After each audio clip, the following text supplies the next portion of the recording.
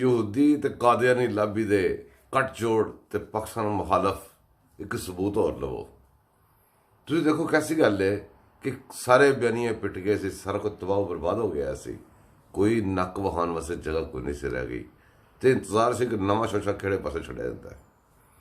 Canada ਹੀ ਤੁਹਾਨੂੰ ਪਤਾ ਹੈ ਕਿਹੜੀ ਕਮਿਊਨਿਟੀ ਮੈਜੋਰਟੀ ਵਸਦੀ ਪਈ ਹੈ ਮੁਸਲਮਾਨਾਂ ਦਾ ਨਾਮ ਲੈ ਕੇ, ਤੇ ਯਹੂਦੀ ਜਿਹੜਾ ਉਹ ਜਿਹਨੇ ਬਿਆਨ ਦਿੱਤਾ ਹੈ ਉਹਨਾਂ ਦਾ MP, ਉਹ ਬਿਆਨ ਤੋਂ ਪਹਿਲੇ ਸੁਰੰਗੀਆਂ ਸੁਰਾਈਆਂ ਰੈਡੀ ਸਨ ਵਾਜਬ ਜਾਣ ਵਾਸਤੇ।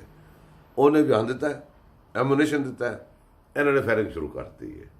ਤੇ ਨਿਸ਼ਾਨਾ ਕੀ ਹੈ? ਪਾਕਿਸਤਾਨ ਦਾ ਕੋਈ ਅਦਾਰਾ ਹੋਵੇ, ਉਹਦਾ ਅਹੁਦੇਦਾਰ ਹੋਵੇ, ਡਜ਼ਨਟ ਮੈਟਰ ਕੌਣ ਹੋਵੇ, ਉਹਦਾ ਇੱਕ ਉੱਥੇ ਜਦੋਂ ਅਟੈਕ ਕਰੀਦਾ ਉਦੋਂ ਮੁਲਕ ਨੂੰ ਨੁਕਸਾਨ ਪਹੁੰਚਦਾ। ਅਸੀਂ ਬੜਾ ਕੁਛ ਕਹਿੰਦੇ ਹਾਂ, ਅਸੀਂ ਉੱਥੇ ਅਟੈਕ ਨਹੀਂ ਕਰਦੇ, ਇਹ ਸਾਨੂੰ ਪਤਾ ਹੈ ਕਿਸੇ ਕਿਸੇ ਖੜੇ ਆ। ਇਹ ਬੇਦਰਦ ਹੈਗੇ ਨੇ ਪਾਕਿਸਤਾਨ ਵਾਸਤੇ, ਇਹ ਹਰ ਹੱਦ ਤੱਕ ਜਾਣਗੇ। ਤੇ ਮੇਰਾ ਖਿਆਲ ਇਹਨਾਂ ਕੁੱਤਿਆਂ ਨੂੰ ਲਗਾਮ ਪਾਣੀ ਚਾਹੀਦੀ ਹੈ, ਬਸ ਕਰ ਦਿਓ, ਉਹਨਾਂ ਨੂੰ ਢਿੱਲ ਨਾ ਦਿਓ।